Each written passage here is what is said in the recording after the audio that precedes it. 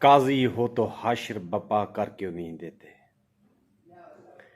میں کبھی کبھی سوچتا ہوں کہ انسان جس فیلڈ میں بھی ہو، اس کا جو بھی شعبہ ہو، وہ اگر زندگی میں جتنے بھی ٹھسے مارتا رہا ہو، جتنے بھی اس نے پورے سال میں ٹھسے مارے ہوں، چاہے وہ کوئی ٹیچر ہے، چاہے وہ کوئی کام کرنے والا ہے، کوئی سرکاری کلرک ہے، کوئی سرکاری آفیسر ہے، لیکن وہ ایک مقام پہ جا کے ضرور یہ سوچتا ہے کہ میں نے بہت ٹھسے مار لیے ہیں۔ میرے اگر وہ ٹیچر ہے تو وہ سوچے گا کہ میں نے اپنے اسٹوڈنٹس کو پڑھانا ہے، ان کا سال جو ہے وہ ضائع ہو جائے گا، اور وہ کسی نہ کسی ٹائم جا کے یہ ریئلائز کرے گا اور جا کے بچوں کو دل سے پڑھائے گا، ایک دن، ایک سال میں کوئی ایک مہینہ، کوئی ایک ہفتہ، اور ان کو بڑی نیت سے وہ جا کے پڑھائے گا، کیونکہ اس کا اندر کا ضمیر اگر جاگ رہا ہوگا تو وہ، چاہے وہ سرکاری افیسر ہے، چاہے وہ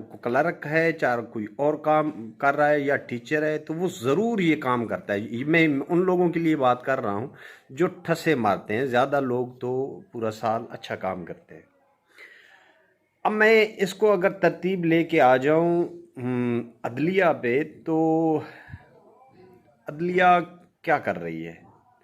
کبھی کسی عدلیہ کے، عدالت کے کوئی چیف جسٹس نے یا اس کے علاوہ ججوں نے کبھی کوئی اپنے اندر کی بات سنی ہے؟ ان کے ضمیر زندہ ہیں یا کہ ان کے ضمیروں کو کیا ہو گیا ہے کہ ایک اندھے انسان کو بھی علم ہے کہ نگران سیٹ اپ ایسا نہیں ہوتا؟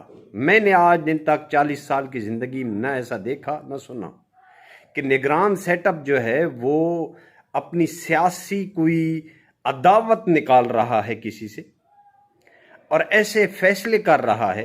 کیا نگران سیٹ اپ اور کیئر سیٹ اپ ایسے ہوتے ہیں؟ عدالت کو نظر نہیں آ رہا، عدالت کو نہیں نظر آ رہا کہ ذل شاہ کو کس نے مارا ہے۔ یہ کل جو وزیر اعلیٰ، جو نام نہاد وزیر اعلیٰ ہے، محسن نقوی، یہ محسن نقوی وہ ہے کہ جس کے بارے میں رجیم چینج ہونے سے پہلے عمران ریاض خان نے اپنے ویلاگ میں بتا دیا تھا کہ ٹی وی کا ایک مالک ہے جس کا نام نقوی ہے۔ محسن اس نے نہیں کہا تھا، نقوی کہا تھا۔ یہ رجیم چینج کے معاملات میں سب سے آگے ہے، اس کی بات ریکارڈ میں ہے، اس نے بتایا ہوا تھا یہ پہلے۔ اور اسے اب ظاہری طور پہ یہ سارے صحافی ہیں، یہ سارے لفافی صحافی بیٹھے ہوئی ہیں، حامد میر کا بھائی، یہ غلیظ ترین لوگ یہ بیٹھے ہوئی ہیں اب وہاں پہ، اور یہ ان کو ریوارڈ دیا گیا ہے اس چیز کا کہ یہ بیوروکریٹس جتنے بھی تھے، صحافی تھے، جو رجیم چینج میں ہونے میں جو حصہ دار تھے اور جو اس کے حق میں بولتے رہے ہیں، تو ان کو یہ ریوارڈ دیا گیا ہے۔ اور اس ریوارڈ کے بدلے اب محسن نقوی نے جتنا کام کیا اسے وزیر اعلیٰ بنا دیا گیا، اور کس کے کہنے پہ بنایا یہ بھی آپ لوگ جانتے ہیں۔ اور اس نے کیا کام کرنا تھا؟ کیا اس نے الیکشن کرانا تھا؟ نہ جی نہ، اس نے الیکشن نہیں، اس نے الیکشن کو لیٹ کرانا تھا اور اس حد تک لے کے جانا تھا کہ جب یہ امپورٹڈ حکومت اور اس کے فیسیلیٹیٹر جو ہیں جب تک وہ مطمئن ہوں گے، جہاں پہ وہ مطمئن ہوں گے تب جا کے الیکشن وہ کروائے۔ تو عدالتیں دیکھ نہیں پا رہی، کسی ایک دن، کسی ایک گھنٹے بھی وہ اگر اپنے اندر کی بات سنیں اور اپنے حلف کو دیکھیں ایک مرتبہ کہ انہوں نے پاکستان میں امن و امان کے نفاذ کے لیے جو حلف دیا ہوا ہے، قانون کی بالادستی کا جو حلف دیا ہوا ہے، انہوں نے لیا ہوا ہے جو انہوں نے، اس کو اگر سامنے رکھے تو ایک گھنٹے میں نہیں، ایک منٹ میں اس کیئر سیٹ اپ کو وہ فارغ کر سکتے ہیں۔ کیا ایسی ہوتی ہے کیئر سیٹ اپ؟ ایسا ہوتا ہے؟ کیا ایسی ہوتی ہیں نگران حکومتیں؟ کیا کسی نے سنا ہے کسی اور ملک میں بھی کوئی کیئر سیٹ اپ آیا ہو اور وہ سیاسی لیڈروں پر اس طریقے سے تشدد کر رہا ہو، ان کو ان کے الیکشن کی کمپین نہ چلانے دے رہا ہو؟ کبھی سنا ہے ایسا؟ لیکن یہ فقط پاکستان میں ہوتا ہے۔ یہ کیوں ہوتا ہے؟ یہ اس لیے ہوتا ہے کہ اگر 25 مئی والے دن جن پولیس افسران نے نہتے شہریوں پر وہ سوئی گیس، وہ آنسو گیس کے شیل وہ پھینکے کہ جو عام عوام پر پھینکنے کی کوئی اجازت نہیں دے سکتا۔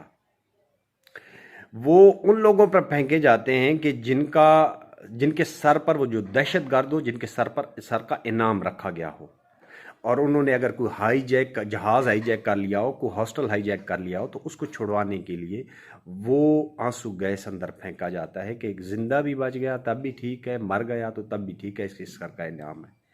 وہ آنسو گیس پھینکے گئے اور 8 مارچ کو پانی میں زہریلی مواد ڈال کے لوگوں پر چھڑکاؤ کیا گیا، اور لوگوں کو اگر 25 مئی کو کسی نے انصاف کر دیا ہوتا، کو عدالت، میں پھر کہہ رہا ہوں، عدالت کے خراٹے پہلے دن سے عدالت کے خراٹے جاری ہیں اور اب تک جاری ہیں۔ یعنی عدالت کو الٹا نظر آتا ہے، جو عام عوام کو نظر آتا ہے، عدالت کو اللہ جانے کچھ الٹا نظر آتا ہے۔ جس انسان کو ایک مجرم نے گولیاں مار کے زخمی کر دیا، اب اس میں مظلوم کون ہے؟ زخمی ہونے والا، اور ظالم کون ہے؟ گولیاں مارنے والا۔ ظالم کو یہ فیسلٹی حاصل ہے کہ وہ اپنی جیل میں بیٹھ کے ویڈیو لنک کے ذریعے پیشی پہ آ سکتا ہے، ویڈیو لنک پہ، اور عدالت کو اپنا بیان ریکارڈ کرا سکتا ہے اپنی جیل میں بیٹھ کے ویڈیو لنک کے ذریعے۔ یہ کس کو سہولت حاصل ہے؟ یہ اس ظالم کو سہولت حاصل ہے جس نے مظلوم پر گولیاں چلائیں اور اسے زخمی کیا۔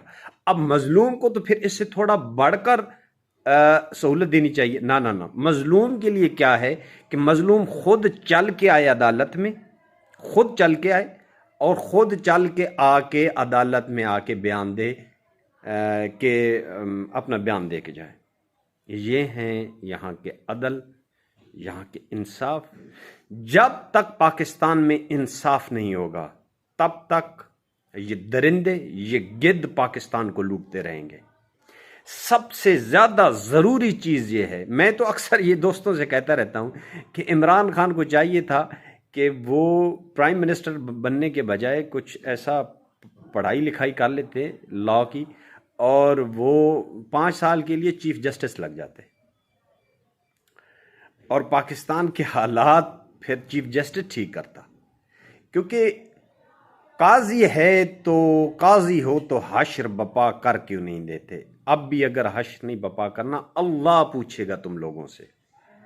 تم انصاف کرنے والے تھے، سب سے زیادہ پکڑ تم لوگوں کی ہونی ہے، کیونکہ تم آنکھوں سے دیکھتے رہے، اپنے حلف دی ہوئی ہے، حلف کی جو ہے وہ اسے پسے پشت ڈال کے، اور پاکستان کی عوام، پاکستان کے مظلوم جو معاشرہ ہے اس کو پستا ہوا دیکھ رہے تھے۔ ایک طرف سے اسے مہنگائی سے پیسا جا رہا ہے، دوسری طرف اس پہ یہ ظلم کیے جا رہا ہے کہ وہ اگر اپنے حق کے لیے باہر نکلتا ہے سڑک پہ تو اس پہ ڈنڈے چلائے جاتے ہیں، اس پہ آنسو گیس پھینکا جاتا ہے، اسے زخمی اور یہاں تک کہ شہید کیا جاتا ہے۔